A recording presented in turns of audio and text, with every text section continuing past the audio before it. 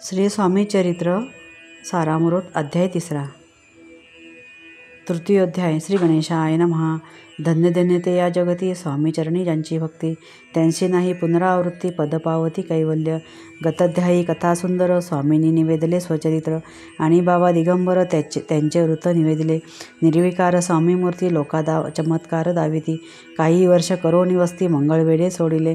मोहोळा माझी वास्तव्य करीत आपाटोळ झाले भक्त, तेथीचे साकल्य वृत्त अल्पमती केवी वर्णो। स्वामी चरित्रांचे हे सार म्हणून केला नाही विस्तार, वर्णिता कथा समग्र ग्रंथ पसरे उद्धरी सम। सवे घेऊन स्वामीस टोळ जाती अक्कलकोटाशी, अर्धमार्गावरून टोळांशी मागे परतणे भाग पडे। टोळे आज्ञापिले सेवका, जवरे आम्ही येऊ का, तोवरी स्वामीशी सोडू नका येथेच मुकाम करावा। टोळ गेलिया परतोनी स्वामी चालले उठोनी, बहुत वर्जिले सेवकांनी परीनच मानिले त्या। तेथून या निघाले अक्कलकोटाप्रती आले, ग्रामाद्वारी बैसले यतिराज स्वच्छेने। तेथे एक अविंद होता, तो करी तयाची थट्टा, परी काही चमत्कार पाहता महासिद्ध समजला। सर्व पुण्यास्तव निश्चिती आले चोळाप्पाचे गृहापती, स्वामीशी जाणोनी ईश्वरमूर्ती चोळाप्पा करी आदर। चोळाप्पाचे भाग्य उदेले यतिराज गृहासे आले, जैसी कामधेनू आपण बळे दरिद्रियाच्या घरी जाय। पुण्य होते गाठी म्हणून घडल्या या गोष्टी, झाली स्वामी राजभेटी परमभाग्य तयाचे। धन्य धन्य तयांचे सदन, जे स्वामींचे वास्तव्य स्थापन। सुरवराजे दुर्लभ चरण तयाचे घरी लागले, योगाभ्यासी योग साधिती तळी तापडी मार्गी श्रमती। निराहार कितीक राहती मौन धरिती किती एका चरणी उभे राहून सदा विलोकिती गगन। एक गिरी गहोरी बैसोन तपश्चर्या करिता ती, एक पंचाग्नी साधन करीती एक पावनाते भक्षिते। कित्येक संन्यासी होती संसार अवघा सांडोनी, एक करीती कीर्तन एक मांडिती पूजन। एक करीती होम हवन एक षडकर्मे आचरिती, एक लोका उपदेशिती एक भजना माझी नाचती। एक ब्राह्मण भोजन करीती एक बांधिती देवालय, परिजयाचे चरण दुर्लभ सद्भक्ती करो वाचन।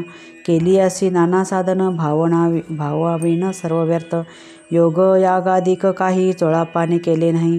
परिभक्तिस्तव पाही स्वामी आले सदनाते, तयाची देखून या भक्ती स्वामी तेथे भोजन करती। तेव्हा चोळप्पाचे चित्ती आनंद झाला बहुसाळ, तैपासोनी तयांचे घरी राहिले स्वामी अवतारी। दिवसेंदिवस चाकरी चोळाप्पा करी अधिकाधिक, तेव्हा राज्यपदाधिकारी मालोजी राजे गादीवरी। दक्ष असोनी कारभारी परमज्ञानी असती जे, अक्कलकोटाची प्रख्याती तेव्हा काही विशेष नव्हती।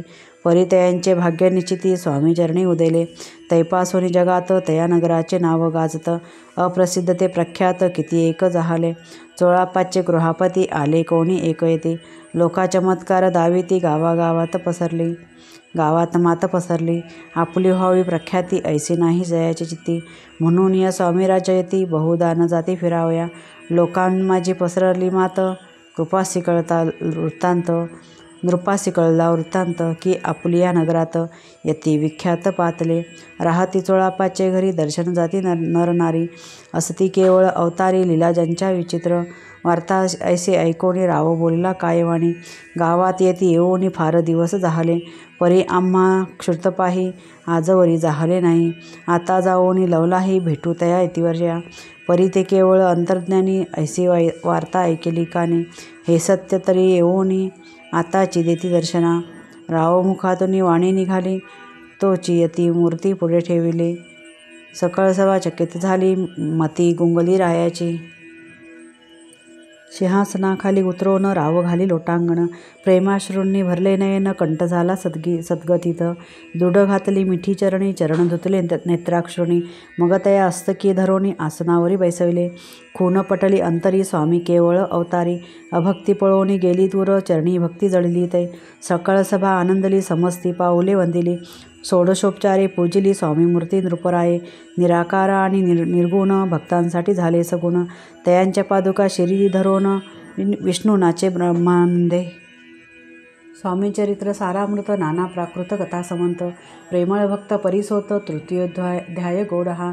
श्री स्वामी राजार्पणमस्तु। श्रीरस्तु शुभं भवतु इति श्री स्वामी चरित्र सारामृत अक्कलकोट नगर प्रवेशे तृतीयोध्याय।